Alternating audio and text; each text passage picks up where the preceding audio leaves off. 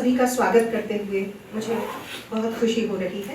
कलम प्रभा खेतान फाउंडेशन का अनूठा प्रयास है हिंदी भाषा को प्रोत्साहित करने के लिए। इसके प्रस्तुतकर्ता हैं श्री सीमेंट कलम के सहयोगी वी केयर और एहसास विमेन ऑफ अजमेर। आज हमारे बीच आप सभी प्रबुद्ध जनों के बीच बैठे हैं आदरणीय विनोद भारद्वाज जी, जो कि वरिष्ठ पत्रकार हैं, दैनिक भास्कर से 18 वर्ष से जुड़े हुए हैं। आप पत्रकार, चित्रकार, फोटोग्राफर और लेखक हैं। आपने 2 पुस्तकों में संपादन किया है, एक है कैफी आजमी पर और दूसरी है हिंदी पत्रकारिता पर। आदरणीय भारद्वाज जी प्रगतिशील कलाकारों के समूह के महासचिव हैं। आपसे गुफ्तगू करेंगे प्रसिद्ध राजस्थानी कवि और अनुवादक आदरणीय पद्मश्री डॉक्टर चंद्र प्रकाश जी देवल, राजस्थानी साहित्य अकादमी सलाहकार परिषद के संयोजक। आपकी कृति बोलो माधवी के माध्यम से महाभारत की पात्र माधवी का पक्ष आपने सबके समक्ष रखा है। आपको अनेक सम्मान प्राप्त हुए हैं। पागी के लिए साहित्य अकादमी पुरस्कार, मातृश्री कमल गोयनका राजस्थानी साहित्य सम्मान, सूर्यमल मिश्र शिखर पुरस्कार और अभी हाल ही में राजस्थान रत्न 2022 से आप सम्मानित हुए हैं। तो आइए आदरणीय विनोद भारद्वाज जी की नई कृति गली कासिम जान के बारे में उसका रुख करते हैं और जानने की कोशिश करते हैं कि आज 225 वर्ष बाद भी मिर्जा गालिब और उनकी शायरी हमारी जिंदगी में क्यों अहम है। आदरणीय विनोद भारद्वाज जी, आदरणीय चंद्र प्रकाश जी देवल सर। मैं भाई विनोद भारद्वाज साहब का अजमेर में इस्तकबाल करते हैं हम सभी लोग, और मैं आप लोगों की ओर से इनका स्वागत करता हूँ। कलम ने एक अच्छी परंपरा शुरू की है। इसी श्रृंखला में थोड़े दिनों पहले हमारे पास मोहम्मद जमा साहब यहाँ उपस्थित थे और उन्होंने हिंदुस्तान के सम्राट अकबर के अंतिम दिनों में जो उन्हें हेलुसिनेशन और असमंजस हुआ था और वो धर्म को लेकर करके बहुत ही शोपेश में थे, और ये पहली जानकारी थी जो उन्होंने हमें दी। जमा उसमें दिल्ली के सेंट स्टीफन से निकले हुए हैं और उनके जो गुरु थे वो इंडियन मिडिवल हिस्ट्री के बहुत बड़े उस्ताद माने जाते हैं। खैर, उसी सिलसिले में, उसी कड़ी में आज हम हिंदुस्तान की शायरी के बादशाह मिर्जा गालिब के ऊपर चर्चा करने के लिए भाई विनोद जी के साथ बैठे हैं संयोग से। ये भी एक संयोग माना जाएगा कि पिछली 2 बार कलम के मेरी कुर्सी पर एक चित्रकार महोदय बैठते थे जो खुद ही बहुत ही अच्छे पोर्ट्रेट हैं, उनकी दाढ़ी तो बहुत ही लुभावनी है, पर आज बड़ा उससे उलट है। एक चित्रकार इधर बैठे हैं और हम इधर बैठे हैं, वो इधर होते हैं और एक उधर होता था। बहरहाल बहुत स्वागत आपका, और बिना किसी औपचारिक बात के, क्योंकि हम लोगों को आपसे विनोद जी बहुत सारी चीज़ें जाननी है, इसलिए सबसे पहले तो मैं ये जानना चाहता हूँ कि आप हमारे अजमेर के इन साथियों को ये बताएं कि आपका जैसे सामान्यतः जिसको एक तरह से परिचय भी कह देंगे कि आप कहाँ, आपका जन्म, आपकी शुरुआती शिक्षा और बड़ा होने के बाद में चित्रकला या साहित्य की तरफ रुझान की स्टेज तक जब जहाँ से आप पहुँचे, तो पहले तो आप हमारे को अपने उस भूतकाल के बारे में कुछ कहें। कहाँ शिक्षा हुई और सब कुछ। भूतकाल जैसे कोई बहुत याद करने वाली चीज भी होती है, लेकिन आपका आदेश है तो भूतकाल की बात कर लेते हो। दरअसल मेरी पैदाइश देहरादून की है और उसकी वजह ये रही कि मेरे पिता पीडब्ल्यूडी में इंजीनियर थे और उनकी पोस्टिंग जनरली पहाड़ों पे ही रही बहुत लंबे समय। और वो उस वक्त जब ये लाट साहब का दफ्तर कहलाता था PWD, तब उन्होंने वहाँ पे ज्वाइन किया था। तो उस वक्त PWD जैसा नाम नहीं था कुछ भी, और क्योंकि पहाड़ों पे सड़कों का पूरा डेवलपमेंट चल रहा था, तो वो अक्सर उनकी पोस्टिंग वहीं रही। तो रुड़की से उन्होंने अपना पढ़ाई लिखाई की थी, पहले लखनऊ पढ़े, फिर इसके बाद तो यूँ तो उत्तर प्रदेश से एक ताल्लुक रहा इस सिलसिले में। इसके बाद मेरे बहुत छोटा था तो मेरे फादर को पैरालिटिक अटैक हुआ, और उस सारे सिलसिले में हमें किसी वजह से अपनी ननिहाल नानी के पास आके अलीगढ़ रहना पड़ा। तो मेरी लगभग एजुकेशन जो है वो अलीगढ़ में हुई। अलीगढ़ में कुछ ऐसे उस्ताद मिले जो जिनका ताल्लुक लिटरेचर से था ठीक ठाक, और वो जैसे धर्म समाज कॉलेज में जब मैं था तो वहाँ नीरज जी हमें हिंदी पढ़ाया करते थे। अरे वाह, गोपाल दास नीरज।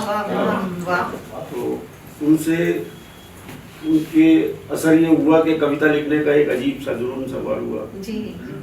तो कुछ कविताएं लिखी, और इत्तेफाक ऐसा हुआ कि साप्ताहिक हिंदुस्तान में मेरी एक कविता छप गई। अरे क्या वाह। अब ये वाकया हो तो गया, बड़ी खुशी से मैंने नीरज जी को कविता दिखाई, जाके हिंदुस्तान टाइम्स का अंक दिखाया, तो उनका मैंने पढ़ लिया है, ये बिल्कुल मेरी नकल की है तुमने। और मेरा ख्याल है कि तुम्हें कविता नहीं लिखनी चाहिए, अगर लिखो तो अपने हिसाब से लिखो। मैंने फौरन वो इरादा जो था कविता लिखने का तर्क कर दिया, और उसके बाद कभी कविता का ऐसे नाम नहीं लिया, कभी झूठे सच्चे कोई अगर कोई लाइन आ गई तो लिख के रख ली बस, लेकिन कभी कविता को लेके कोई बहुत ज्यादा उत्साह फिर रहा नहीं। दूसरा उत्साह इसलिए खत्म हुआ कि जब अलीगढ़ यूनिवर्सिटी में गया मैं और वहाँ पढ़ने का मौका मिला, तो वहाँ एक दूसरी कल्चर से ताल्लुक हुआ बिल्कुल एकदम। और वो जो कल्चर थी उसमें कुछ उर्दू और उर्दू दान और ऐसे ऐसे लोग मिले, जैसे उन दिनों ये जो आजकल हमारे केरल के राज्यपाल हैं आरिफ मोहम्मद खान, आरिफ मोहम्मद उन दिनों यूनिवर्सिटी के प्रेसिडेंट थे। और ये जो बीकानेर के हैं नहीं अलीगढ़ उधर के हैं, अलीगढ़ यूनिवर्सिटी से ही पढ़े थे ये। तो राही मासूम रजा वगैरह जैसे लोग उन दिनों पढ़ाया करते थे। तो वहाँ पे एक जगह थी शमशाद मार्केट जी। जैसे अक्सर यूनिवर्सिटी और कॉलेजेस के बाहर आपने देखा होगा कुछ थड़ियाँ होती हैं, कुछ छोटी मोटी दुकानें चाय की, कुछ ऐसे शगल जाम मुड्डे पड़े रहते हैं, लोग कपड़े मारते रहते हैं। वैसे वो शमशाद मार्केट जो था वहाँ मुड्डे पड़े रहते थे, कुछ तो दर्जियों की दुकानें थी।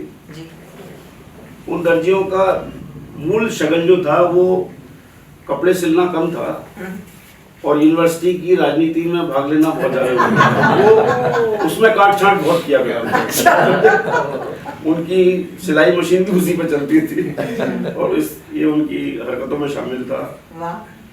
तो वो अजीब सा माहौल था। हालांकि वो लोग शेरवानी वगैरह सिलने में बड़े उस्ताद माने जाते थे और इसी से उनकी दुकानें चलती भी थी। महीने में एक शेरवानी सिल ली, उनका काम चल जाता था, बाकी सब उनकी राजनीति चलती रहती थी वहाँ। लेकिन एक चीज़ जो बहुत ही अलग थी वो ये थी कि ये सारे लोग जो बड़े बड़े उन दिनों जो वहाँ पे पढ़ाने लिखाने वाले भी थे, मतलब जो स्टूडेंट भी थे, जो बहुत सारे लोग इस तरह के, तो वो अदब की बातें बहुत होती थी। और राही मासूम रजा तो अक्सर मतलब उन तड़ियों पे ही बैठे मिला करते थे अक्सर वहाँ पे, और वो खूब डिस्कशन उनके साथ लोग बात करते थे और भी बहुत सारे लोग आते थे। दिल्ली में जब रहता था तो हम लोग सीताराम बाजार में हमारा शुरू में मकान था। तो वो दौर था जब मैं दिल्ली पब्लिक लाइब्रेरी का मेंबर बना पहली बार, और दिल्ली पब्लिक लाइब्रेरी थी बिल्कुल पुरानी दिल्ली रेलवे स्टेशन के बिल्कुल सामने। तो उस सीताराम बाजार से जब मैं निकलता था तो लाल कुएं से होते हुए और हमदर्द दवाखाना जहाँ आता है उसके सामने गली कासिम जान का रास्ता है और एक खुलता है चांदनी चौक की तरफ, वो बल्ली महाराज में। तो उस गली में से मैं निकलता था और सीधा चांदनी चौक आता था। तो वो रास्ता रेगुलर मेरे उसमें था, रोज मुझे सुबह आता था मैं और लाइब्रेरी से लौटता था, तो वो जो गली कासिम जान थी उससे ही निकलता था मैं रोज लगभग। चूंकि गालिब को आपने जो दिलचस्पी की बात की, वो थोड़ी बहुत तो मुझे अलीगढ़ यूनिवर्सिटी के उस जो मैंने बताया माहौल से क्रिएट हुई। इसके बाद जो मैंने आपको ये अभी जो वाकया बताया स्वरूप माथुर वाला, इनके घर पे वो, क्योंकि वो मलाला एंडसन्स के रिकॉर्ड वगैरह सब बहुत आते थे इनके घर पे, और वो चेंजर वगैरह लगा हुआ था, तो रात को वो जब पार्टियां होती थी उनके घर पे, तो उसमें वो गजलें वजलें चलती थी गालिब की, और वो एलपी वगैरह लगा के सुना करते थे वो लोग सब बैठ के। और तो वो उसमें वो म्यूजिक भी सुनने को मिला, और वो जो पुराने जो गालिब को गाया, कई सब लोगों ने गालिब को गाया, जो भी गायक आया उसने गालिब को जरूर गाया, तो वो बहुत सारी चीजें सुनने को मिलती थी। तो ये एक तो दिलचस्पी हुई। तीसरा वाकया जो था वो ये था कि मैं उस गली से निकलता था रोज, तो वहां मैं देखा करता था कि वो जो घर था इनका जिसमें कि इन्होंने आखिरी सांस ली, हालांकि वो इनका घर नहीं था, वो भी किराए के उसमें ही थे, तमाम उम्र वैसे ही रहे वो। तो वो उसके बारे में एक दिन कोई बता रहा था मुझे कि अब देखो यहाँ गालिब रहा करते थे। तो मैंने कहा यहाँ रहते थे? मैंने कहा बड़ी हैरानी की बात है, गालिब यहाँ रहते थे, और इस घर में ये तो यहाँ बिल्कुल टाल खुली हुई है, लकड़ी और कोयले क्या करते थे। तो उस घर को देख के बड़ी हैरानी हुई मुझे। अब अंदर मैंने सोचा जाके देखते हैं कैसा घर रहा होगा जिसमें गालिब थे, पर वहां कोई जाने का रास्ता ही नहीं, वो तो सब बंद कर रखा था उन्होंने। आगे उन्होंने सारा वो लकड़ियां पड़ी थी और कोयले पड़े थे बिल्कुल। बहरहाल ये फिर इसके बाद एक दिलचस्पी ये पैदा हुई कि गालिब क्या ऐसी गली में रहे, मतलब इस तरह का माहौल था और ये सारी चीजें।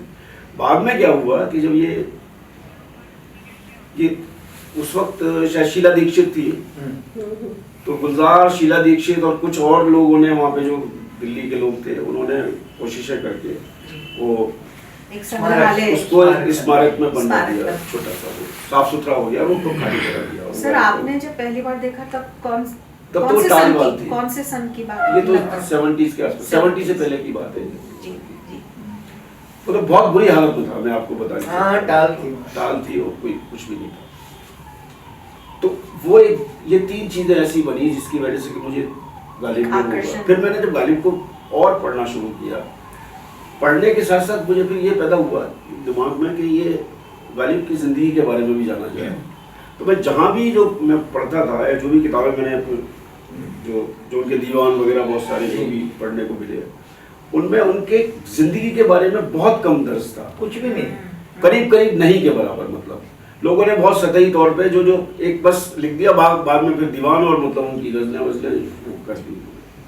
तो गालिब के वो चीजें बड़ी मिस हो रही थी बीच में जी। जैसे कि मैं एक बात बीच में बताना चाहूंगा कि गालिब की अगर हम पूरी उसको देखें जिंदगी को, तो गालिब का ट्रांसफॉर्मेशन एक्चुअली कलकत्ता यात्रा के बाद होता है पूरा। उससे पहले उनकी जो भी लिखा हुआ है वो ऐसा नहीं था कि जिसको लेके कोई बहुत वो, और वैसे भी वो फारसी में ज्यादा लिख रहे थे उससे पहले। तो ये वो दिलचस्पी मुझे हुई कि भाई गालिब की जिंदगी इतनी बड़ा शायर है, तो किसी ने जिंदगी पर नहीं लिखा इतना, मतलब कोई ऐसा किताब नहीं मिल रही जिससे कि उसकी जिंदगी के बारे में पता लगे। मैंने अंग्रेजी की किताबें बहुत सारी देखी, कहीं कुछ नहीं मिल रहा था। वही जो उपलब्ध जानकारियां थी उसी से मतलब लोगों ने थोड़ा बहुत लिख दिया कि भाई आगरा में पैदा हुए, 13 साल की उम्र में दिल्ली आ गए, दिल्ली में उनकी नवाब लवारू के घर में शादी हो गई, और वो उमराव बेगम उनकी बेगम बन गई, 7 बच्चे हुए, एक के बाद एक मरते चले गए, औलाद कोई थी नहीं। ये सारी चीजें बस, इसके अलावा थोड़ा बहुत मुकदमे और वो जो भी उनकी दिक्कतें थी या मतलब जो गुर्बत जिस तरह की चल रही थी उस पर बातचीत, और बाकी कोई ऐसा वो नहीं मिल रहा था। तो ये एक दिलचस्पी पैदा हुई, तो मैंने कहा कि इस पर कुछ काम करना चाहिए थोड़ा बहुत। फिर मैंने गालिब के खतों पे देखना शुरू किया, बहुत सारी चीजें देखता रहा, लेकिन फिर मलिक राम की एक किताब में लेके आया, मैंने पता किया, कुछ थोड़ा सा लिखा, उसमें कुछ थोड़ा सा मिला, लेकिन वो भी उतना नहीं था जो कि मतलब एक किताब के लिए अगर कुछ वो हो सके। तो ये सारा जब हुआ तो मैंने फिर उसको और ढूंढना शुरू किया, फिर और खतों को फिर मैंने एक आधार बनाने की कोशिश की। और ख़त भी मुझे क्या हुआ कि मैंने जब ये अर्शमस यानी कि ये किताब थी गालिब के खतूत, वो और भी मतलब किताबें मैंने ली, और उसमें बहुत ज़्यादा कुछ नहीं, किसी में 100 होते और वही सारे खत थे जिनमें मतलब कोई बहुत कुछ निकल नहीं रहा था।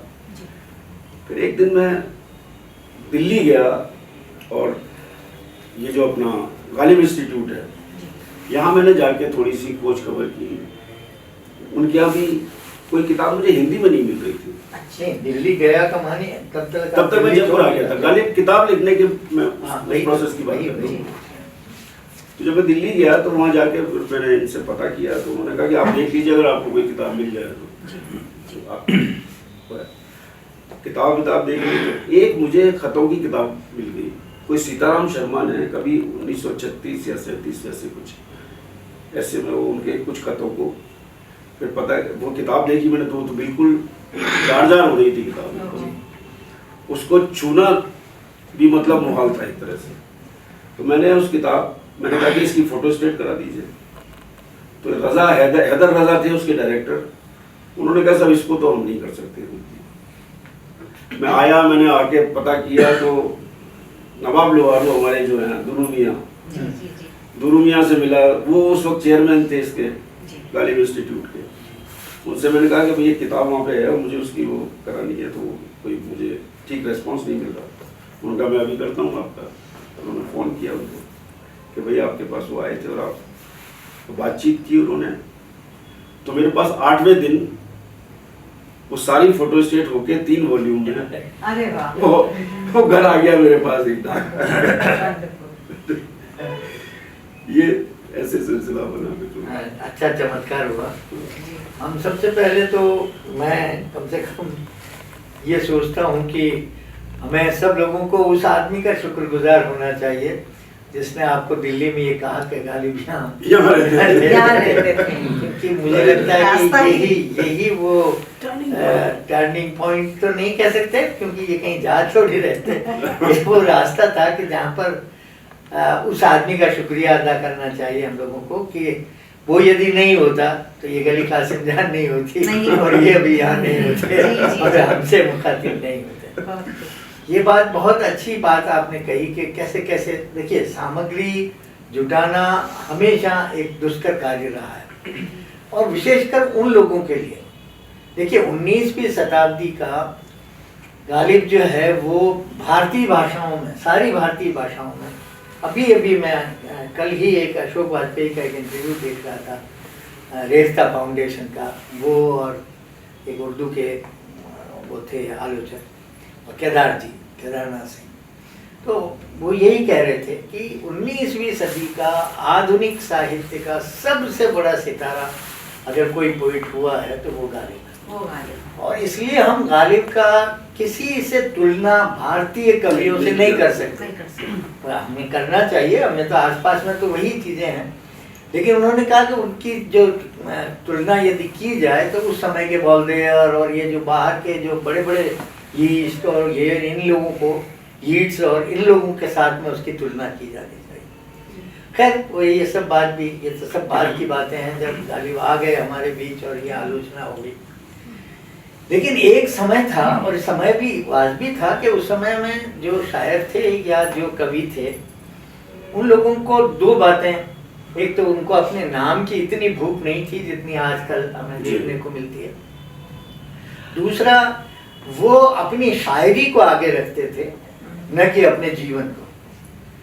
वो इस बात को छुपाते थे कि ये शायरी या ये मेरा कथा, ये मेरा अशार आने के पीछे क्या जो अनुभव है या पीछे की जो घटना है उसको भी वो दुहराते थे, छुपाते थे। तो ये हमारे जितने भी चाहे कबीर हों, कबीर की जीवनी के बारे में बहुत मुश्किल से कयास लगा करके हम लोगों ने ऐसा किया। तो ये एक परंपरा थी कि जो बड़ा आदमी है वो अपने इन छोटी छोटी बातों में कभी करता नहीं था। फिर गालिब का तो शुरू से वास्ता ही गुर्बत से पड़ा, वो अपनी गरीबी में पले, वो हर जगह फेल हुए, हर जगह सिवाय शायरी के कि बस वहाँ उनके जितना कोई डिस्टिंक्शन ला नहीं सका। सिलसिला शुरू हुआ और क्रांति हुई, जैसे ये लोग म्यूटिनी कहते रहे अंग्रेजी। तो जब वो सब कुछ खत्म हो गया। कानपुर में कई लोगों को, औरतों को, इन लोगों को फांसी पे चढ़ा दिया। जो भी जो भी अंग्रेज मिला उसको समाप्त कर दिया गया। यूँ करते करते वो लोग दिल्ली तक पहुँचे। अंग्रेज उस समय तक वापस विंडेक्टिव हो गए थे, बदला ले रहे थे कि जो भी ये मिले इनको मारो काटो और कुछ नहीं, वापस हमारा दबदबा होना चाहिए। लुटियंस की जो पहाड़ी है वो हमारे अलावा और कोई किसी के बस में नहीं रहनी चाहिए। और वहाँ उन्होंने लिखा कि मेरा एक कजिन ब्रदर है, उसकी डेथ हुई, तो वो बाहर उसको ले जाने के लिए, कब्र खोदने के लिए और उसकी मैयत लेकर के बाहर नहीं जा सके। और गालिब ने खुद ने अपने घर में जहाँ रहते थे उसके आंगन में कब्र खोदी और उसमें थोड़ा सा तरमीम कर देंगे। हाँ वो आप बताएंगे। हाँ। तो मैं यही पूछ रहा था, इसी के ऊपर आ रहा हूँ, क्योंकि गालिब के बारे में ये, जबकि हमें जीवन के बारे में पता नहीं है, हमें ये भी कुछ पता नहीं है कि गालिब जो है ये कौन से काल में कौन सी चीज़ लिखी उन्होंने। लेकिन जब आप जैसा लोग या जो भी स्कॉलर जब उनके जीवन को ट्रेस करते हुए, उनके सफरनामे को ट्रेस करते हुए कलकत्ता तक पहुंच गया, वहाँ से वापस आया और ये सब कुछ आपने जो समेटा उसको, तो उसके दौरान में, क्योंकि गालिब पर एक इल्ज़ाम ये भी लगा था कि 1857 की क्रांति में गालिब कहाँ थे और क्या कर रहे थे गालिब। गालिब ने अगर अंग्रेजों का विरोध नहीं किया तो क्या किया। तो ये भी एक सवाल है, ये दूसरा सवाल है कि मैं आपसे ये भी जानना चाहूँगा कि क्या ये सब कुछ इसलिए हुआ कि वो अपनी पेंशन के लिए जो मारे फिर रहे थे, हर जगह अंग्रेजों के यहाँ पर जाके अर्जियाँ लगा रहे थे, क्या स्थितियाँ रही। क्योंकि ये जब उनका जिस पत्रों का आपने हवाला किया वो एक बहुत बड़ी किताब है दस्तंबू, और वो दस्तंबू छपी है इलाहाबाद से, और उसी में सब गालिब के सबसे ज़्यादा खत उसी में है, और उसी में से ये हवाले आते हैं कि ये ऐसा हुआ ऐसा हुआ ऐसा हुआ। क्योंकि वो अपने मित्रों को लिखते हैं कि ये इन दिनों ये मेरे सामने ये पेश आ रहा है, ये स्थितियाँ मेरे को ऐसा कर दे रही है, ऐसा किए दे रही है। गालिब को अंग्रेजों ने वहाँ के कॉलेज में भी नौकरी देनी चाहिए थी। तो नंबर 2, जब अंग्रेजों ने उनको ये कॉलेज में एक लेक्चरर बनाया था दिल्ली में, तो वो सब कुछ जब ऐसी अपॉर्चुनिटी उनके सामने आ रही है फिर भी वो उसे छोड़ करके जा रहे हैं। तो 2 और तीसरी बात कि कैसे आपको ये सब कुछ जानते हुए आपको कैसे लगता है कि गालिब की क्रिएटिविटी का तो इसमें मैंने गालिब को लार्जर देन लाइफ बनाने की कहीं कोशिश नहीं की है पूरी किताब में, और एक ह्यूमन बीइंग की तरह से उनको ट्रीट किया है पूरा। एक आदमी में जो कमजोरियां और जो कुछ भी उसके मतलब प्लस पॉइंट हो सकते हैं वो सब इसमें मौजूद है। और जैसा आपने कहा कि प्लस पॉइंट जिसको हम मानते हैं उनकी शायरी सबसे बड़ा प्लस पॉइंट थी, बाकी बहुत सारी कमजोरियां भी थी। गालिब की जो ये अंग्रेजों को लेके जो वो थी उसके पीछे बहुत बड़ा रीजन उनकी पेंशन थी, और वो पेंशन उनको अंग्रेजों के खिलाफ जाने से रोकती थी हमेशा।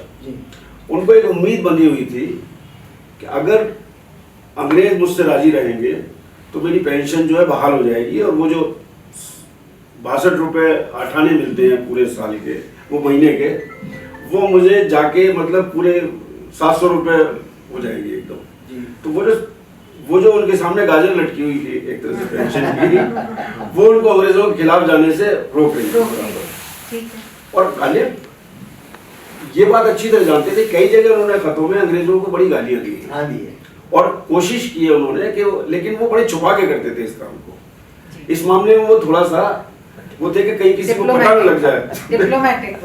हाँ, जैसे कि अभी मान लीजिए मैं मान लीजिए अपने प्रधानमंत्री के बारे में कुछ नहीं कहना चाहता, ना कह के मैं कुछ कह सकता हूँ, तो वो वही अंदाज था उनका कि वो साफ छुपते भी नहीं सामने आते थे, वो उस अंदाज से वो अंग्रेजों को ट्रीट कर रहे थे। और तो ये, और दस्तंबू की बात जहाँ आपने की है उसी सिलसिले में बता रहा हूँ मैं आपको। दस्तंबू जब उन्होंने लिखी, ये बहुत जल्दबाजी में लिखी गई किताब है, और वो क्वीन के प्रेज में लिखी गई थी, और उसके पीछे उनका उद्देश्य ये था कि अगर क्वीन तक ये किताब पहुंच गई तो मेरी पेंशन बहाल हो जाएगी। और उन्होंने बहुत जल्दबाजी में, उसके खत मिलते हैं कि भाई इस किताब को जल्दी से छपा के भेजो, और इसकी 200 कॉपियाँ, वो 20 कॉपी तो फौरन ही भिजवा दो तुम। मतलब जैसे कि वो अभी उनको भिजवानी हो इंग्लैंड और वो जाके फौरन पेंशन आ जाएगी उससे, इस उम्मीद में थे वो। तो ये अंग्रेजों को लेकर बड़ी साफ उनकी वो थी। लेकिन मजेदार बात यह है कि गालिब को अंग्रेजों ने बहुत ज्यादा परेशान नहीं किया वैसे, इस तरह से देखे तो बस एक ही चीज हुई, उनकी जिंदगी में जो ग्रह जिसको कहते हैं सबसे बड़ा ग्रह था, वो नवाब लोहारू का बेटा था शमशुद्दीन। शमशुद्दीन जो था वो इसलिए गालिब से नाराज था, ये पेंशन का सिलसिला भी इसलिए खराब हुआ उनका, नहीं तो उनको अच्छी खासी मिल जाती वो, कि शमशुद्दीन को ये पसंद नहीं था कि वो उनके दो भाई जो थे जो बाद में नवाब लोहारू बने, उनसे गालिब अपने ताल्लुकात रखते। एक से ज्यादा थे, दो भाई थे वो, तो दोनों भाइयों से गालिब बहुत मोहब्बत करते थे। तो शमशुद्दीन इसको पसंद नहीं करते थे और लिहाजा गालिब से उनके ताल्लुकात खराब होते चले गए। और चूंकि उस वक्त गालिब की पेंशन शमशुद्दीन के हाथ में थी, अंग्रेजों के जरिए थी, लेकिन वो पेंशन उसके हाथ में थी क्योंकि वो उसका वो बन गया था नवाब। फिरोजपुर जिरका और ये अपने यहाँ का लोहारू, दोनों जगह उसने कब्जा ली थी एक तरह से। बाद में गालिब से उसका ताल्लुक और खराब इसलिए हुआ कि ये ऐसा माना जाता है, उसको ये गलत फहमी थी या कुछ फहमी थी, या गालिब जाने या वो जाने, कि नवाब लोहारू, ये जो लोहारू वाली जो रियासत थी, वो उनके दोनों भाइयों को अंग्रेजों से दिलवाने में गालिब ने उनकी मुखालफत की उसकी। हाँ, मतलब शमशुद्दीन को नहीं लेने दिया। तो गालिब उसमें शामिल थे, अंग्रेजों को उन्होंने ये बात पहुंचाई। अंग्रेज वो जो था डिसाइड करने वाला, वो गालिब का अच्छा दोस्त हुआ था। तो ये उसके दिमाग में बैठा हुआ था कि भाई ये इसने मेरा नुकसान किया है, और इस सिलसिले में उनका आपस में ताल्लुक खराब होता चला गया। वो पेंशन, वो हर जगह उनकी अड़चन डालता रहा। तो दोनों चीजें साथ साथ चल रही थी। अंग्रेजों से वो ये चाहते थे कि बाद में जब शमशुद्दीन ने एक अंग्रेज को मरवा दिया था जो दिल्ली का वो था, तो उसकी जब डेथ हुई और शमशुद्दीन को जब फांसी चढ़ा दी गई, अरेस्ट हुआ, फिर उसके बाद फांसी पे लटका दिया गया उसको। तो ये बहुत बड़ा इवेंट है, मतलब ये बड़ी पूरी डिटेल में है। यहाँ आके फिर गालिब को थोड़ा सा रिलीफ मिलने की उम्मीद हुई कि अब अंग्रेजों से मुझे ये सहूलियत मिल जाएगी। तो सारा सिलसिला उनका पेंशन को लेके था। कई बार ऐसा लगता है हमें, अगर हम बाहर से देख रहे हो एक फिल्म, तो हमें लगेगा कि यार ये जो पात्र है, अगर ये इससे ताल्लुक ठीक कर ले तो इसकी सारी प्रॉब्लम सॉल्व हो जाएगी, लेकिन वो कर ही नहीं रहा है। आप और मैं सोच रहे हैं कि भाई इसके ताल्लुक ठीक हो जाए, ठीक हो जाएगा, लेकिन वो नहीं बैठ रहा। तो ये सारा सिलसिला उनके साथ रहा और यही पेंशन की प्रॉब्लम थी। बाकी अंग्रेजों से, अच्छा जहाँ तक उसका ताल्लुक है, जो आपने बात की कि वो सर जो नौकरी थी, तो हुआ ऐसा था कि वो सदरुद्दीन साहब थे जो उस वक्त मुंसिफ थे, वहाँ पे जज थे। तो सदरुद्दीन साहब गालिब के बहुत चिंतक भी थे और मतलब दोस्त भी थे बहुत अच्छे। तो वो अक्सर गालिब को अच्छी सलाहें दिया करते थे। पर तो सलाह को लेके भी उनके कई किस्से मशहूर हैं उनके, सदरुद्दीन साहब के, किस तरह से उन्होंने उनको सलाह वाला दी कि भाई। तो उन्होंने उनसे वहाँ पे ये पूछा गया, अंग्रेजों ने पूछा कि भाई दिल्ली कॉलेज के लिए फारसी का एक उस्ताद चाहिए। तो उन्होंने 3 नाम सजेस्ट किए थे। पहला नाम गालिब का था, दूसरा नाम मोमिन का था और तीसरा सहवाई का था। तो ये 3 नाम उन्होंने सजेस्ट किए थे कि इसमें से आप किसी को भी उस्ताद मुकर्रर कर सकते हैं फारसी का। तो सबसे पहले गालिब को बुलाया गया। अच्छा, वो प्रिंसिपल जो थे दिल्ली कॉलेज के, दिल्ली कॉलेज एक्चुअली बिल्कुल अजमेरी गेट के बाहर ही था उस वक्त। जो अजमेरी गेट जहाँ है दिल्ली का, उसके बिल्कुल बाहर निकलते ही राइट हैंड पे दिल्ली कॉलेज की बिल्डिंग शुरू हो जाती है, पुराने दौर की। वो लगभग मिली हुई है अपने नई दिल्ली रेलवे स्टेशन से। तो वहाँ जब वो गए गालिब, पालकी से जाते थे वो, कहीं पैदल वैदल जाने का उनका सिलसिला ही नहीं था। अभी मैं एक चीज़ और आपकी उसमें जवाब दूंगा कि जब वो पहुंचे वहाँ पे, तो जो प्रिंसिपल थे वो बाहर नहीं आए निकल के उनको लेने के लिए, रिसीव करने नहीं आए। तो वो जो बाहर जो दरबान खड़ा था, उसने कहा कि हुजूर आप अंदर तशरीफ लाइए, कि भाई कोई लेने आए तो हम उतरे पालकी से। तो उसने कहा कि हुजूर मैं आया हूँ ना आपको लेने, भाई तुम्हारे आने से क्या होता है जिनको आना चाहिए वो आया ही नहीं है, और मेरे वैसे दोस्त बनते हैं। तो वो उनको जाके उसने खबर की कि साहब वो पालकी से ही नहीं उतर रहे हैं। तो वो उन्होंने कहा कि भाई चलो मैं चलता हूँ देख के। बाहर आए वो, आके उन्होंने पूछा कि भाई आप उतरिए ना, क्या दिक्कत है? बोले आप तो लेने ही नहीं आए मुझे। तो उन्होंने कहा कि भाई देखिए, अगर आप वैसे मुझसे मिलने आते, आप अभी नौकरी के लिए आए तो मैं आपको रिसीव करता, एक प्रोटोकॉल होता है। बोले प्रोटोकॉल आपके अंग्रेजों में होता होगा, हमारे नहीं होता। मैं तो ये सोच के आया था कि भाई मेरी इससे थोड़ा सा रुतबा बढ़ेगा इस नौकरी से, यहाँ तो उल्टा गिर रहा है मेरा। तो ये जो बुजुर्गों का जो कमाया हुआ है, मेरी जो खानदानी वो है, वो और जारी है इसमें मेरी इज्जत। तो ऐसी नौकरी को तो बिल्कुल मेरे कोई, तो चले गए वापस लौट के। मोमिन ने भी मना कर दिया। अच्छा। मोमिन अपने हिकमत में लगे हुए थे, क्योंकि वो हकीम भी थे साथ साथ। सहबाई रह गए तो सहबाई के मौके पर वो नौकरी मिल गई। अच्छा, और अच्छी खासी थी, 100 रुपए महीने का वो था उसमें वजीफा उनका जो उनको मिलता। 62 रुपए की पेंशन थी। 100 रुपये बहुत होता था, मतलब वो उनके लगभग 1.5 गुने पैसे और मिल रहे थे उनको, लेकिन वो नहीं गए। अब उसके पीछे मैं एक वजह बताता हूँ। मैंने बहुत देखा जब और सोचा और समझा इसको।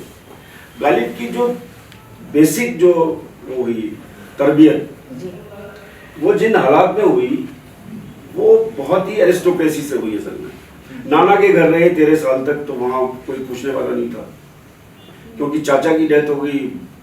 फादर भी चले गए शुरू में, बहुत जल्दी चले गए वो। मतलब 9-10 साल की उम्र तक तो दोनों जा चुके थे जी। जो चाचा ने बाद में सरपरस्ती ली, वो भी चले गए। और उसके बाद ज्यादा पीड़ा है। हाँ, फिर जो थोड़ा, लेकिन वो तब तक कोई दिक्कत नहीं हुई। और फिर इसके बाद जब वो दिल्ली आ गए, शादी हो गई 13 साल की उम्र, तब भी दिक्कत नहीं थी। दिक्कतें गालिब की शुरू होती हैं उनकी फादर इन लॉ की डेथ के बाद। वो नवाब लोहारू के जो छोटे भाई थे, जब वो ना रहे तो इसके बाद जैसे उनका बिल्कुल वो सारा सरपरस्ती खत्म हुई। उधर माँ जो उनकी आगरा से कुछ पैसे भिजवा दिया करती थी, वो भी नहीं रही, और वहां से भी उनकी आमद बंद हो गई पैसे की कुछ। तो ये सारी चीजें एक साथ शुरू हुई। ये पीरियड था जहां से गालिब की तकलीफों का दौर शुरू होता है। तो कुछ तो उस समय का उनका लिखा हुआ, जो उसके बाद जो लिखा उन्होंने, वो कुछ काफी ठीक ठाक सा लिखा हुआ था गालिब का। लेकिन बाद में जब वो कलकत्ता गए अपनी इस पेंशन को लेकर, कलकत्ता से जब लौट के आए हैं, उसके बाद जो गालिब ने लिखा है, क्योंकि फिर तो लगातार तकलीफों का एक सिलसिला शुरू किया। लेकिन यहाँ मैं एक बात आपको बताना चाहूंगा, क्योंकि गालिब की पूरी जो इतने दिन की जो वो ही थी, उसमें उनको एक एरिस्टोक्रेसी की आदत थी, और वो ये मानते थे कि मैं बहुत ही ऊंचे आला खानदान का आदमी हूँ, मतलब, और ये सब चीजें मेरे लिए। तो एक तो उनकी आदतें ऐसी थी कि उन्होंने ये गरीबी जो है ओढ़ भी रखी थी बहुत सारी, मतलब उनको इतनी ज्यादा दिक्कत नहीं थी। अगर आप आज इस बात का वो करें, आप उस वक्त के बारे वो जो 62 रुपए अगर लगाते हैं तो ये कोई कम रकम नहीं थी। अगर उस दौर को देखें आप, 1800 के दौर में अगर आप जाएं तो 62 रुपए बहुत बड़ी रकम हो रही थी, मतलब आप अच्छे खासे रह सकते थे। लेकिन 8-8, 10-10 नौकर घर में, जनाने के अलग, मर्दाने के अलग, और कल्लू तो उनका खासी नौकर था जो सारे काम उनके वो देखता था। फिर शराबनोशी का भी शौक था उस वक्त। ये शौक उनका धीरे धीरे फिर कम होता चला गया, जब चीजें थी नहीं तो कहाँ से करेंगे। ये सारी चीजें धीरे धीरे उनकी कम हुई, और ये एक ऐसा सिलसिला बना कि फिर आगे चल के तो उनको बहुत दिक्कतें आने लगी, मतलब पैसे ही नहीं होते थे। एक दौर 2 साल का उनका बहुत बेहतरीन गुजरा बीच में। वो दौर था जब गालिब बहुत कंफर्टेबल थे। एक तो बादशाह का बेटा जो था वो उनका शागिर्द बन गया, उससे 200 रुपए साल का उनको वजीफा आ गया, और 200 रुपए उनको लखनऊ के नवाब वाजिद अली शाह से मिलने लगे। तो वो उस वक्त उनकी जरा आमदनी ठीक होगी। इसके अलावा नवाब रामपुर के नवाब उनको पैसे भेजा करते थे। 2 साल उनके बहुत कंफर्टेबल गुजरे, तो उसमें उन्होंने बहुत सारा कर्जा भी उतारा अपना। आप अंदाजा कर सकते हैं क्या कि जब कलकत्ता से गालिब लौटे थे तो 40,000 रुपए के कर्जदार थे। 40,000 रुपए के कर्जदार थे वो उस समय। हाँ, मथुरा दास वगैरह जैसे जो लोग जो उनको कर्जा दिया करते थे, वो सब बड़े हैरान होते थे कि भाई मिर्जा तुम चुकाओगे कैसे, तुम्हारे पास ना तो कोई ज़मीन है, ना कोई मकान है, ना गहने हैं, ना कुछ है। गालिब अपनी उस गुर्बत को एक जगह लिखते हैं कि लोग रोटी खाते हैं और मैं कपड़े खा रहा हूँ।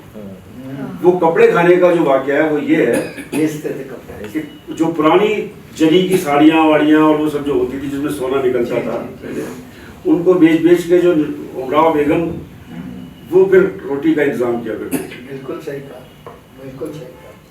तो ये उन्होंने अपने खत में लिखा है, एक जगह लिखा भी है उन्होंने। जी। मैं आपसे ये जानना चाह रहा था कि एक बात तो हमें हैरत में डाल देती है कि जब आप इस किताब को लिखने लगे तो आपने जो माध्यम चुना, जिस भाषा का माध्यम चुना, आप हिंदी के माहौल से आते हैं, आप हिंदी जगत में रहते हैं, लेकिन आपने जो भाषा इसमें काम में बरती है वो भाषा ठीक 18वीं सदी की भाषा के आसपास की जो उर्दू थी उसके बहुत करीब रहती है। तो इसके लिए तो हम आपके लिए बहुत बधाई के पात्र हैं।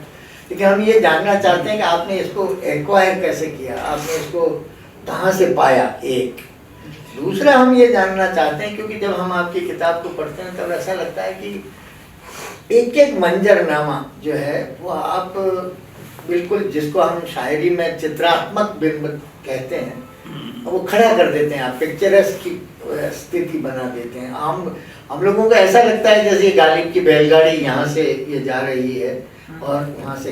ये काम सिनेमा कर सकता था, शब्द नहीं कर सकते, क्योंकि उसमें तो दिखाने की गुंजाइश होती है। आपके पास तो सिर्फ शब्द थे जिनके माध्यम से आपने ये सब कुछ किया। और ये बात भी मुझे पता, आपने ही वहाँ पर कबूल की थी प्रेस क्लब में, कि मैंने कैसे इसमें नए नए कुछ पात्रों को घड़ा, वो सवाल में जाने दे रहा हूँ। पर ये सब जानना चाहता हूँ कि जब ये सब कुछ हो गया तो गालिब की एक इमेज जो है वो आपके साथ लगातार गालिब की यात्रा में बराबर आपके साथ रही। क्या आपने कभी गालिब के, पहली बात तो मुझे नहीं लगता कि ये जो गालिब का पोर्ट्रेट जो अभी प्रचलित है ये बहुत ही ऑथेंटिक होगा कि नहीं होगा, इसके बारे में तो मैं नहीं कह सकता। लेकिन क्या आपके इस किताब के साथ साथ क्या आपके मन में कभी नहीं आया कि आप एक, जो आपके तसव्वुर में पूरा का पूरा गालिब कलकत्ता तक आप उसके साथ रहे, तो कभी एक तो उसका पोर्ट्रेट बनाए, या ऐसा सोचा? तो एक तो वो इस भाषा को आपने कैसे हरण किया, और फिर क्योंकि इस पर एक शुरू कर देना बहुत आसान हुआ। इसकी एक दूसरी बात ये थी कि सामान्यतः इस तरह की जो किताबें लिखी जाती है वो फर्स्ट पर्सन में लिखी जाती है। मैं बन करके, गालिब बन करके लिखा जाता है। मैं वहाँ गया, मेरे साथ ये हुआ, मेरे साथ ये हुआ, या मैंने ये दुख देखा, मुझे ये शौक मिला, तो वो फर्स्ट पर्सन में होती। आपने इसको फर्स्ट पर्सन में लिखना स्वीकार नहीं किया, तो ये एक बहुत ही नया और बहुत चैलेंजिंग एटीट्यूड था कि ये इसको स्वीकार कैसे करें। तो इस भाषा को आपने जो कमाया, प्लस ये कि मैं इसको फर्स्ट पर्सन में नहीं लिख करके थर्ड पर्सन में भी आप उसके साथ न्याय कर लेंगे, तो ये जो जज्बा, ये जो कॉन्फिडेंस आप में आया, उसकी क्या वजह? मैं आपको एक बात कहना चाहूँगा, शायद बहुत कम लोग इस बात पे यकीन करेंगे कि जब ये किताब में लिख रहा था तो मैं लगभग उस गली में, उस मकान में होता था, और वो एक ऐसा लगता था जैसे वहीं हूँ और ये सारी चीज़ें मेरे साथ ही गुजर रही है, पहली चीज़। और चूंकि मैं उस माहौल में बहुत देख चुका था, मतलब रहता था, मुझे एक दिन भी ऐसा नहीं लगा लिखते वक्त कि मैं कहीं बाहर हूँ। मतलब उससे माहौल से मैं बाहर ही निकल पाता था। और लिखने के बाद 4-4 दिन तक मुझे ऐसा लगता था कि मैं वहीं घूम रहा हूँ कहीं, मतलब, और ये सब चीज़ें जैसे हो रही है मेरे सामने, गुजर रही है। दूसरी चीज़ है लैंग्वेज का जहाँ तक ताल्लुक है, गालिब के खत, उन्होंने बहुत मदद की उस भाषा को पकड़ने में। एक तो वो किस तरह की जुबान लिखते थे, फिर उनकी शायरी में भी जुबान आती है कहीं ना कहीं, बहुत, कि मैं भी मुंह में जुबान रखता हूँ, काश पूछो कि मुद्दा क्या है। तो वो जुबान, दूसरे क्या है कि दिल्ली की वो जुबान जिसको कि मीर, दिल्ली की टकसाली जुबान कहते थे, और मीर तो कहा भी करते थे कि मैं उस जुबान में शेर कहता हूँ कि जो दिल्ली की जामा मस्जिद पे बैठा हुआ आम आदमी बोलता और सुनता है, जिस जुबान को, जी उस जुबान में बात करता बात हूँ। कर और वही जुबान करीब करीब मतलब मीर से गालिब तक आती है, जी। क्योंकि उससे पहले तो रेखता था, हाँ तो उर्दू थी नहीं, उर्दू तो मीर के बाद शुरू होती है मतलब। और वो कुल्ली कुतुब शाह हाँ, वो से तो वहाँ एक सिलसिला है पूरा, वो मतलब तो साउथ में हैदराबाद से शुरू होता है। तो उर्दू जुबान का भी एक पूरा सिलसिला अलग है एकदम। अब इस जुबान को दो चीजें दिमाग में थी कि अगर उतनी एक लिस्ट चली गई तो पढ़ने में हिंदी के पाठकों के लिए ये किताब किसी काम की नहीं रहेगी, तो फिर मुझे क्यों लिखनी है वो, पहली चीज। और ऐसे शब्द जो कि वाकई दिल्ली के भी लगे हैं, उस दौर के भी लगे हैं, उन सबको एक पूरी वो करके कोशिश करके एक ऐसी जुबान डेवलप की जो कि मतलब लगभग वैसा लगे कि गालिब जब बताते हैं अपने बारे में या उनके साथ जो कुछ वाकयात गुजर रहे हैं वो सब वैसे ही लगे कि हाँ ये उस दौर का मामला है, 1857 में क्या हो रहा है, किस तरह से चीज़ें गुजर रही हैं, और वो सारी चीज़ें, ये सिलसिला था उसमें। विनोद जी, क्या आप चाहेंगे कि हमारे अजमेर के कुछ लोगों को आप अपनी किताब में से कुछ, जिस भाषा के बारे में अपन ने इतनी चर्चाएं की हैं, तो एक थोड़ा सा नमूना इन लोगों को आप दिखा सकेंगे? चाहेंगे क्या? बिल्कुल। समय कम है हाँ, मैं आपको इसलिए ज्यादा न पड़ेंगे, छोटा सा से खड़ी हो गई है। देखिए, मैं एक चीज तो पहले आपको बता दूं कि किताब शुरू जब आधा घंटा इसके मैंने मैं आप लोगों को एक चीज अपना बताना ही समय चाहूंगा है, ले लेंगे थोड़ा। बिल्कुल बिल्कुल जी, हाँ, ये मौका कब कि- मिलेगा फटाफट। मैं इससे की जरूरत नहीं पड़ेगी मेरे ख्याल अच्छा, से। ठीक ठीक। इसके मैंने 7 ड्राफ्ट किए और उसके बाद फाड़ के फेंक दिए। अरे वाह, ये ड्राफ्ट जब तैयार हुआ है तब जाके जब तसल्ली हुई कि अब ये इस तरह से किताब चल सकती है, आपकी उस बात का जवाब दे रहा हूँ मैं कि ये जिस तरह से लिखी गई उससे पहले 7 ड्राफ्ट मैंने किए होंगे, और किसी के 100 पेज, किसी के 40 पेज, किसी के 70 पेज, ऐसे करके मैंने फाड़ के फेंके हैं। मतलब अभी मेरे पास बहुत सारे तो ऐसे पड़े हुए हैं जिनको कि मैं कभी सोच भी नहीं सकता ये काम में आएंगे मेरे। बहुत अच्छा।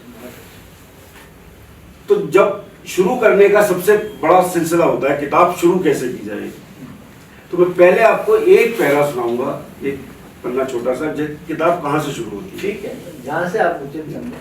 फिर मैं आपको थोड़ा सा आगे के 1-2 वो सुना दूंगा।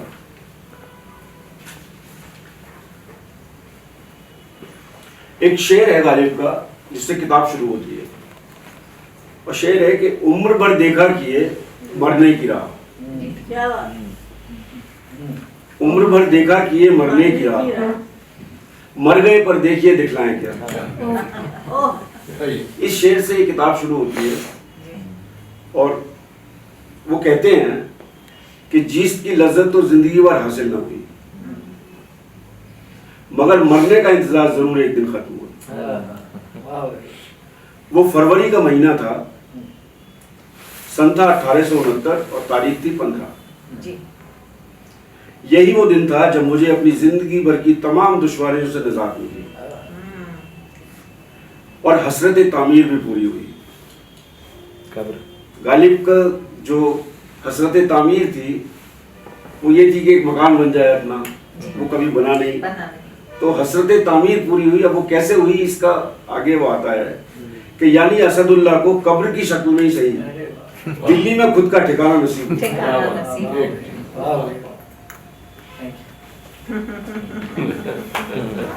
और अब दिल्ली के मशहूर मोहल्ले वल्ली महारान की उतनी ही मशहूर गली कासिम जान के इस बाशिंदे गालिब का नया ठिकाना था लोहारू खानदान का कब्रिस्तान सुल्तान जी 64 खंबा निजामुद्दीन।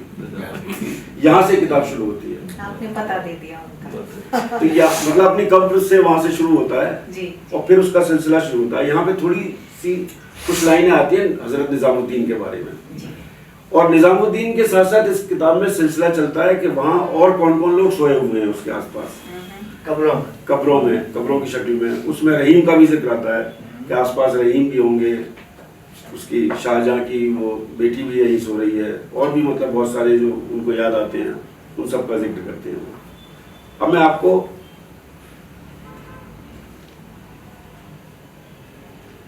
कलकत्ते का, अगर आप कहें तो कलकत्ते का बताऊं या बनारस का छोटा सा टाइम नहीं है। ये भी बहुत अच्छा सेलेक्ट किया आपने किताब को शुरू करेंगे। कहीं से पढ़ लीजिए। हाँ ये तो खैर गुड़ तो कहीं से भी खाएं मीठा होता है। मैं जरा कलकत्ते को देख रहा था। आपने जिस अभी तामीर हसरत तामीर पर मुझे उनका एक याद आ गया शेर। जी चलिए मैं आपको थोड़ा सा आप निकालिए जितने में मैं इनसे जी, जी, जी। तो मैं जब सूर्यमल मिशन पे काम कर रहा था, अभी मैं नंद जी को भी बताया मैंने, वंश भास्कर, तो उस पर उनके लेखक पर एक ये बहुत बड़ा आरोप लगता था कि वो शराब नोशी बहुत करते थे। कहते हैं 5 बजे ही वो अपने सरस्वती की पूजा करते और सरस्वती को पहला चषक चढ़ाते और 5 बजे अपना पहला चषक मतलब फर्स्ट सिप, हाँ सुबह अर्ली मॉर्निंग वो ले लेते। तो आलम शाह खान वगैरह जैसे लोगों ने जब उन पर PhD करी तो उन्होंने एक जुमला दिया कि वो इस शराब की पिनक में इतने मस्त हो जाते थे कि उनको ये नहीं पता होता था कि एक छप्पा छंद में 6 लाइनें होती हैं कि 7 होती हैं या 8 होती हैं, क्योंकि कहीं कहीं वो मिलता है, वो समझ नहीं पाए थे। इसका जवाब मुझे देना था तो मैंने उसमें गालिब का सहारा लेते हुए दिया। जी जी गालिब एक शेर में कहते हैं, गालिब पर भी ये बहुत इल्जाम लगा, 700 रुपए की नालिश हुई, कर्ज की पीते थे माए, वो लिखा उन्होंने। लेकिन वो एक जगह बहुत सुंदर बात कह रहे हैं। गालिब क्या है ये, उस शेर से आप समझ लेंगे कि एक क्रिएटिव आदमी की क्या समस्याएं होती हैं। और वो ये कहते हैं कि माए से गरज निसात किस रूह सियाह को, ये कौन कलमुहा, एक तो रूह होती है आत्मा, एक रूह होता है चेहरा। रूह मीन्स चेहरा, रूह में ना आत्मा। वो कहता है कि माए से गरज निसात किस रूह सियाह को, कौन कलमुहा कहता है कि शराब पीने से आनंद मिलता है। या गुनाह बेखुदी मुझे दिन रात चाहिए, मैं इस दीन और दुनिया को भूल जाऊं, ऐसी बेखुदी मुझे रात दिन चाहिए, तभी मैं क्रिएट कर सकता हूँ। और एक जगह वो कहते हैं इसी में कि घर में था ही क्या कि तेरा गम उसे गारत करता। ऐसी क्या चीज थी हमारे पास, घर में था ही क्या कि तेरा गम उसे गारत करता। ले देखे ये उसमें शेर में नहीं है, एक हसरत तामीर थी सो रखते हैं। वो हसरत तामीर, हसरत तामीर मतलब क्रिएशन, क्रिएशन क्रिएशन से मतलब है। और वहाँ ये पता पड़ता है कि एक जग गुना बेखुदी मुझे दिन रात चाहिए, निकल गया हो तो आइए। हाँ बीच में से हट जाता। अब मैं एक शेर, जी जिस शेर को निराला जी बहुत गुनगुनाया करते थे, और निराला जी का ये कहना था कि इसमें पूरा वेदांत निचोड़ कर रख दिया गालिब में। और शेर था कि ना था कुछ तो खुदा था, कुछ ना होता तो खुदा होता, डुबोया मुझको होने दें, ना होता मैं तो क्या होता। बड़ा सवाल है। अब ये वहां से निकले बनारस से, एक छोटा सा पीस में पढ़ के बताता हूँ जी, जी। आपको। और कलकत्ता की वो उनकी वो शुरू होती है जर्नी। मैंने मुमताज अली को तो समझा दिया, मगर दिल काशी, काशी के लोग और गंगा की घाटों में अटकता था।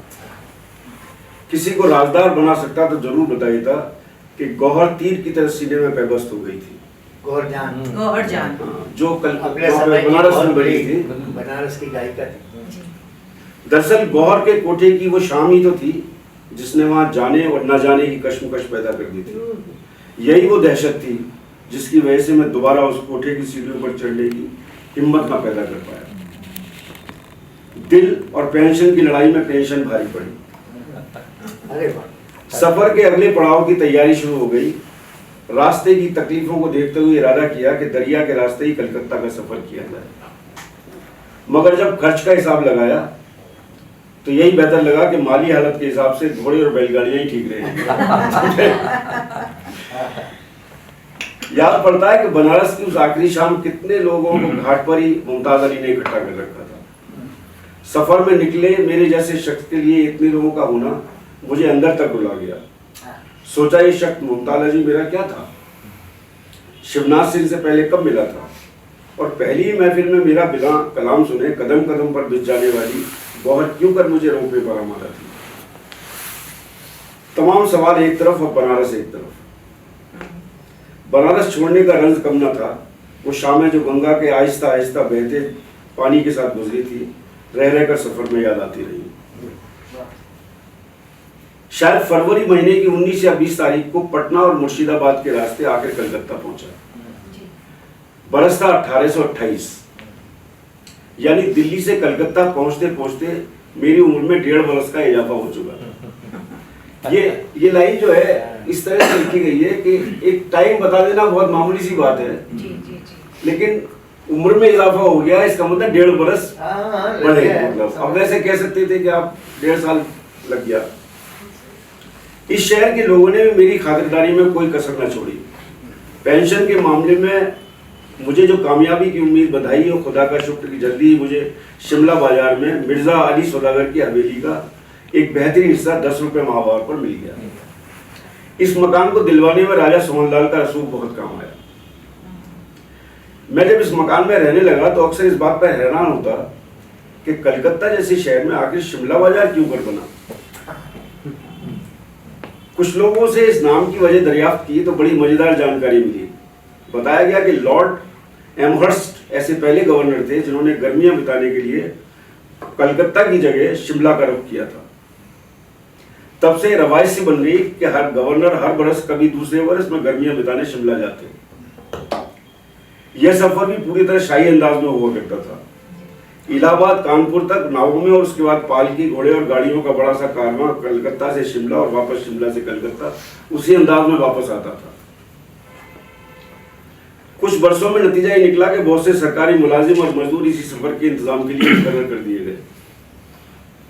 ठीक, ये इस तरह से कलकत्ता का सफर शुरू होता है। और आप देखिए ये अभी ये जो टुकड़ा सुनते ही एक इमेज हम लोगों के सामने, आपकी जो इमेज है वो इतनी बढ़ जाती है मेरी नज़र में, और वो इसलिए बढ़ती है कि 2 बातें या 3 बातें जो आपने अभी इसी पैरा में, एक पैरा में कही।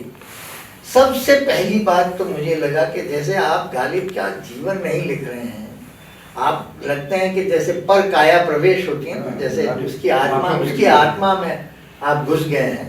वरना मुझे नहीं लगता कि कोई भी आपसे इतर कोई भी लेखक होता, कोई भी, मैं भी इवन, तो मैं गोहर को पहले नाम से नहीं लिख सकता था। गोहर जान के नाम से जो मशहूर है, ये मिर्जा ही उसको गोहर कह सकते हैं और दूसरा कोई आदमी नहीं कह सकता। और आपकी लेखन में ये जो आया उसके लिए आप बहुत ही कदरदान, हम आपके गुजर रहे हैं तो पानी के अंदर जो उनकी स्मृतियाँ हैं, पानी में जो झिलमिलाती रोशनी और वो जो याद आ रहा है, वो कैसे आ सकता है एक तीसरा आदमी जो उससे 200 साल बाद जीवनी लिख रहा है। तो ये जो उसकी काया में घुस जाने जैसा आपने जो अनुभव कराया उसके लिए शुक्रिया। और आप ये बताएं कि अब ये तो गालिब तो कभी खत्म नहीं होंगे, ये तो हरि अनंत और हरि कथा अनंता है। हम चाहेंगे कि कुछ लोग, हमारे मित्र लोग भी उसमें वो हिस्सा लें। जी सर। एक सवाल आप ये बताएं मुझे कि सबसे पहले तो आप एक चित्रकार हैं, फिर एक बीच में जिसका कि वक्फात में कोई जिक्र नहीं हुआ, आप पत्रकार हैं, और उसके बाद आप लेखक हैं। तो इन तीनों रूपों में से आप कौन से रूप में अपने को बहुत अच्छे हेल्दी पाते हैं, या मतलब कंफर्टेबल पाते हैं अपने आप को कंफर्टेबल तीनों रूपों में? मेरे साथ क्या है कि पत्रकारिता तो अब लगभग खत्म सी हो गई एक तरह से। वैसे भी खत्म, एक नौकरी थी जो हो गई। वैसे भी पत्रकारिता खत्म हो चुकी है। वैसे भी खत्म हो चुकी है।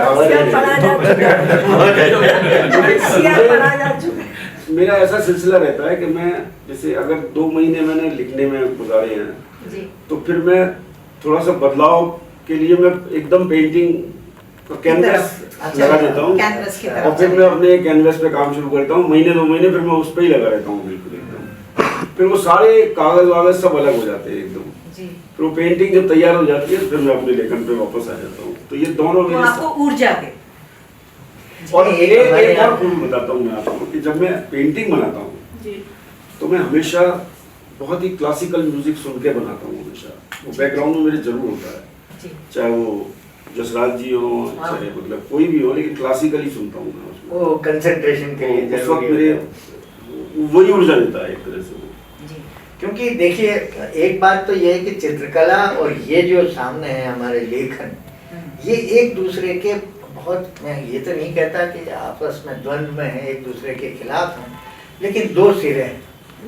पेंटिंग में हम क्या करते हैं कि जो पूरा का पूरा कैनवास होता है या दृश्य होता है, उसे हम सांद्र बना करके, कंसंट्रेट कर करके उसे एक फ्रेम में लाने की चेष्टा करते हैं, है ना। तो उसको सबको सिकोड़ कर करके और हम वहाँ उसको डिपिक्ट करते हैं। दोनों स्थितियों में हमारे पास अभिव्यक्त करने का लक्ष्य होता है, लेकिन वहाँ तो आप सिकुड़ कर करके अभिव्यक्त करते हैं, और लेखन में एक दृश्य है उसको खोल कर करके, उसको लंबा कर करके, यात्रा है तो उसका वर्णन करके करते हैं। ये दोनों जो क्रियाएं हैं बिल्कुल ऑल टुगेदर मुख्तलिफ। इसको हम ऐसे कर सकते हैं कि आप क्योंकि साइंस के वो हैं, तो कॉन्वेक्स और कॉम्प्लेक्स पे जो कॉन्वेक्स का जो वो है पर वो ऐसे ही है बिल्कुल। बहुत ही अच्छा। और बात तो मैं समाप्त नहीं करना चाहता, अभी तो बात समाप्त हुई नहीं, अभी तक शुरू पढ़ लेंगे तब इसकी खसूसियतें सारे पाठ में, और जिन लोगों ने पढ़ी है वो जान गए। तो मैं अपने अजमेर के ये जो हमारी अदब के सारे लोग लगभग अदब से जुड़े हुए हैं, एक आधे पत्रकार भी हैं इनके बारे में आप कहते होंगे नहीं है, पर जो कुछ लोग ये लोग क्या जानना चाहते हैं, भाई सुरेंद्र एक आधे बेअदब भी यही होता है वैसे मैं शुरू कर देता हूँ। वैसे मेरे पास तो ये मौका है कि मैं विनोद जी के साथ व्यक्तिगत रूप से भी बहुत सारी बातें गुफ्तगू करके और क्लियर कर लूँ, लेकिन आप सबकी तरफ से मैं पूछना चाहता हूँ। आपने इस किताब में गालिब के जो शेर अशार है उनको बहुत अच्छे ढंग से कंपोज किया है, यानी पूरे उस गद्य में जहाँ पे वो आते हैं ऐसा लगता है कि यही बिल्कुल सही है।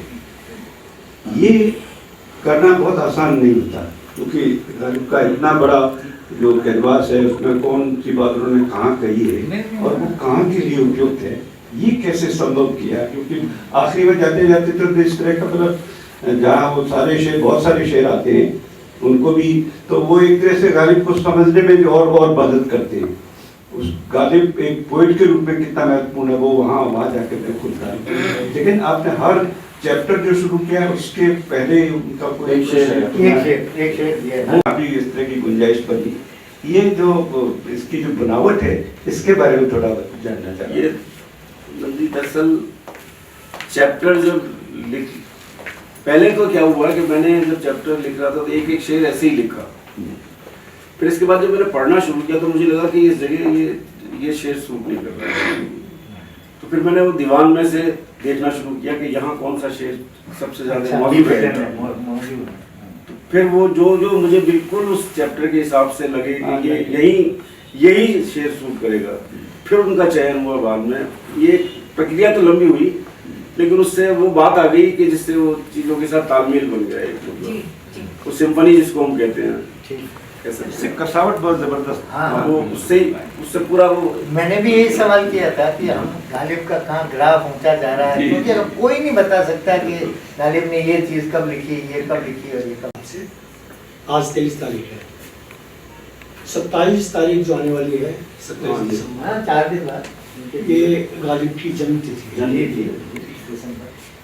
और हमने जो शताब्दी, मैं गालिब को बहुत बादशाह शायर मानता हूँ, लेकिन आज़ादी के बाद गालिब को आम आदमी तक पहुँचने की जो कवायद हुई वो सिर्फ तब हुई जब पाकिस्तान में फैज़ अहमद फैज़ की शताब्दी मनाई जा रही थी, और हमारे शासकों ने ये सोचा कि अगर हमने उसके मुकाबले में हिंदुस्तान का कोई शायर खड़ा नहीं किया तो हम उनसे दोहम रह जाएंगे।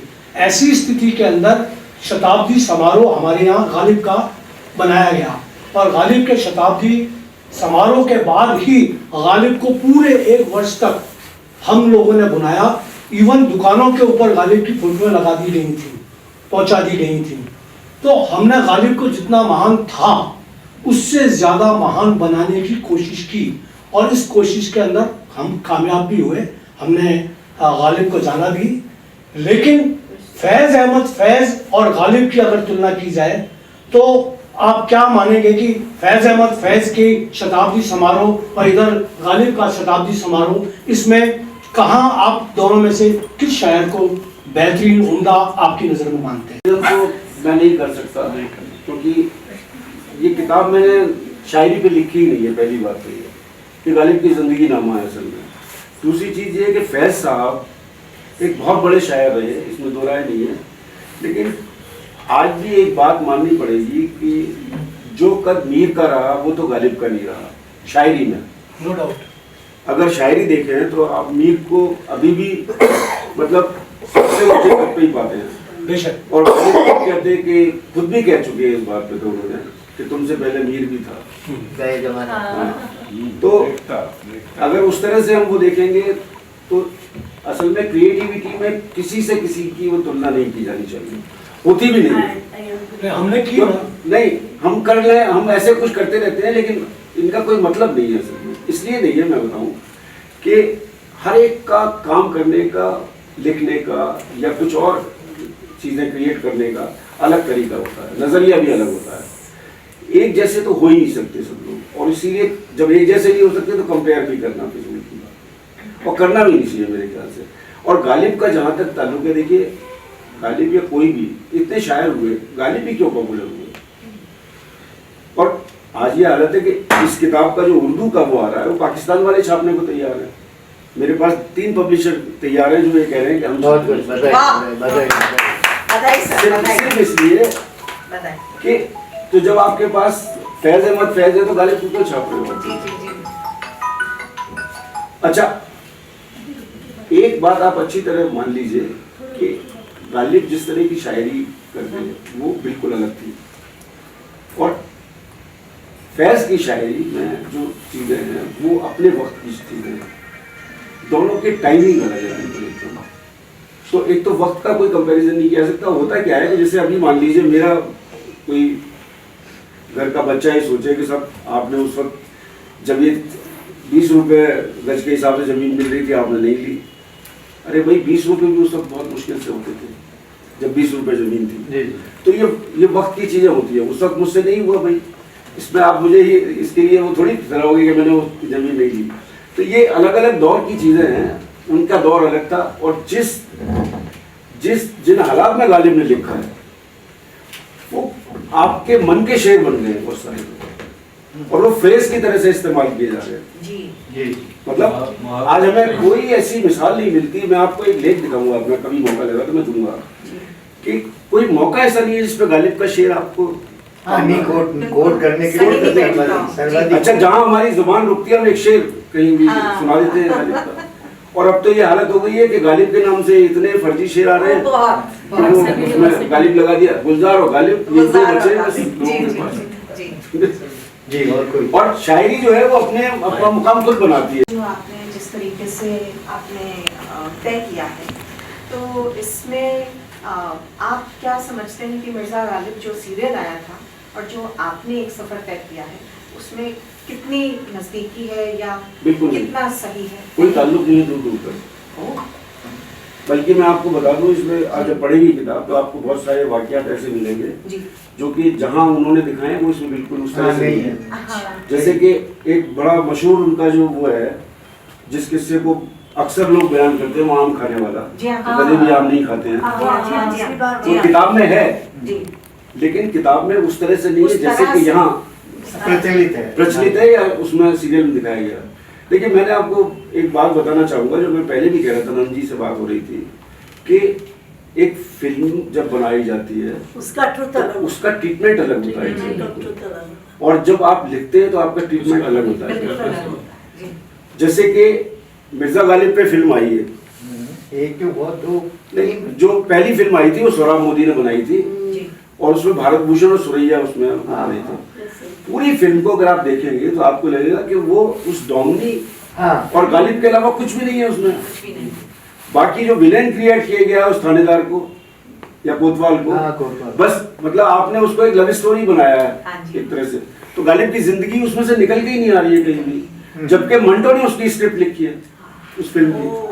जॉब को भी दोनों तरह से मतलब उसमें जो जी। पेश किया कि बिल्कुल लगता है। अच्छा, जी, इसका भी वाक्य बता दूं मैं, सीरियल का भी फिल्म का ही बता रहा हूँ मैं आपको। जी जिस डोमनी का जिक्र आता है बार बार, जी वो डोमनी फिल्म में दिखाई गई है कि बहादुर शाह जफर के सामने डांस कर रही है और वो गालिब की गजल गा हाँ, रही वो है। आपने वहाँ प्रेस है कर ना? उसको क्लियर अब आप देखिए कि वो बिल्कुल गलत। टाइम का इतना जबरदस्त Time वो है, zone वो तो मर चुकी है बहुत पहले ही। मतलब करेक्ट बहादुर शाह जफर को किस बुढ़ापे में जाके वो बादशाह मिली है, वो बादशाह ही नहीं थे उस वक्त। बादशाह की उदासी बस सही नाम। तो ये फिल्मों का जो होता है उसमें आप कुछ चीजें मसाले के तौर पे डालते हैं, कहीं ये कहीं वो, जी, तो उसमें इसमें मैंने वो ध्यान रखा है कि वो एक तरतीब से चीजें आए, मतलब और वो जी बिल्कुल सही कहा आपने। और हम जो चर्चा करते हैं उसका एक कारण भी है कि जब कोई व्यक्तित्व जब मिथक बन जाता है, और गालिब लगभग मिथक बनते हैं हमारे यहाँ, तो जब मिथक बन जाता है तब उसकी जो इमेज है वो लार्जर देन लाइफ हो जाती है। लेकिन सवाल यही होता है कि लार्जर देन लाइफ हम जब भी कह सकते हैं कि फिर उसकी लाइफ कहाँ है। हाँ तो आपने ये उसका ये इसको मिथ की ऊंचाई नापने के लिए ये जो आपने सीडी बनाई, उसके लिए आपको बहुत बहुत धन्यवाद। वैसे तो देवल साहब ने मुझे और हम लोगों को पत्रकार किया कि बंदिशें लगा दी है कि आप साहित्य से जुड़ा कोई सवाल न करें, लेकिन मैं ये बताना चाहता हूँ कि पत्रकार भी साहित्य का भूखा होता है। और अभी कुछ दिन पहले ही विनोद भारद्वाज जी हमारे आजमगढ़ प्रेस क्लब में आए थे, तो उस समय भी एक दृश्य था कि आज सिर्फ साहित्य से जुड़े लोग हैं, वो लोग यहाँ उपस्थित हैं। उस दिन आम आदमी जो मिर्ज़ा गालिब को समझना चाह रहे थे वो वहाँ आए थे, और आपको दोनों को याद होगा कि एक बुर्का पहने हुई महिला अपने पति को साथ लेके आई और वो मिर्ज़ा गालिब पूरा उन्होंने अपना आप दोनों का वार्तालाप सुने उन्होंने। तो मैं सिर्फ प्रभा किसान फाउंडेशन पर अपनी एक बात पहुँचाना चाहता हूँ कि मैं लंबे अरसे से अमृता जी को कहता रहा हूँ कि जो समय सीमा है अमृता नायर फाउंडेशन की इस कार्यक्रम की समय सीमा बहुत कम लगती है। मैं पहले भी निवेदन कर चुका हूँ इससे कि इसको पढ़ाया जाना चाहिए।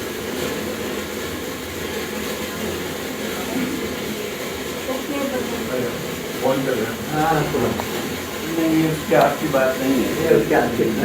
नंदी बैठे हैं ये आपकी समस्या ये तो आपके लिए कोई समस्या है? मैं आपसे पहले भी निवेदन कर चुका हूँ। अभी मैंने बताया था कि हमारे यहाँ प्रेस क्लब में भी कुछ दिन पहले कार्यक्रम हुआ था, और उस कार्यक्रम में जो जितना कुछ मिर्ज़ा गालिब के बारे में जाना पहचाना सुना, हम दोनों कितने भूखे हैं कि हम आज फिर आप फिर सामने आ गए फिरने के लिए। तो लेकिन मैं आपसे पहले भी कह चुका हूँ कि जो प्रभा किसान फाउंडेशन के जो कार्यक्रम है इसकी समय सीमा हमने बहुत कम कर दी है। सर ये हमारा एक आपको मैंने उस टाइम भी बोला था, ये हमारा यही पैटर्न है हर जगह। सर आप ये बताइए ना कि फिर किताब नहीं पढ़ेंगे आप अगर सर वो मैं बोलना नहीं चाहती, वो आप बोल सकते हैं, मैं कैसे बोल सकती हूँ अगर सर वो बात करें। आप बात पहुँचा दें बस आपने। जी हम आप लोग आए, सबसे पहले तो मैं आपका शुक्रिया अदा करता हूँ। आपने हमसे इतनी बिल्कुल की बातें कही और हम सब इस संगत को निहाल किया, आपने इन सब लोगों को आपने समृद्ध किया। मैं व्यक्ति से इन सब लोगों की ओर से आपका और ये बाकी का धन्यवाद तो ये एहसास वाले और ये लोग करेंगे। तो हम ये चाहते हैं कि ये बहुत अच्छा कार्यक्रम रहा आपके आने से, आपकी उपस्थिति, और जब आपसे हमने फर्स्ट हैंड जो इंफॉर्मेशन जो हम लोगों को मिली, इससे इस किताब को फिर से पढ़ने का या इसको पढ़ने का चार्म और अधिक बढ़ जाएगा। आपके आने का बहुत बहुत शुक्रिया और ये समय देने के लिए बहुत बहुत शुक्रिया, और आप सब लोगों का शुक्रिया कि आपने इतनी तल्लीनता से सुना। धन्यवाद। हम मैं ये कहना चाहती हूँ कि आप अजमेर और आए। यही बात है। इतने सारे मित्र हैं। विनोद बस ना बस जयपुर ठीक है, जयपुर ठीक है, वो तो भी जो करूँ मैं। बयां और गालिब के इस अंदाज़े बयां को जब हम गली कासिम जान पढ़ेंगे तो और अच्छे से जानेंगे। आपका इस किताब को लिखने के लिए बहुत बहुत शुक्रिया आदरणीय भारद्वाज सर। हम शुक्रगुजार हैं कि आज आप आए हमारे बीच और आपने अपने अनुभव हमारे साथ में साझा किए।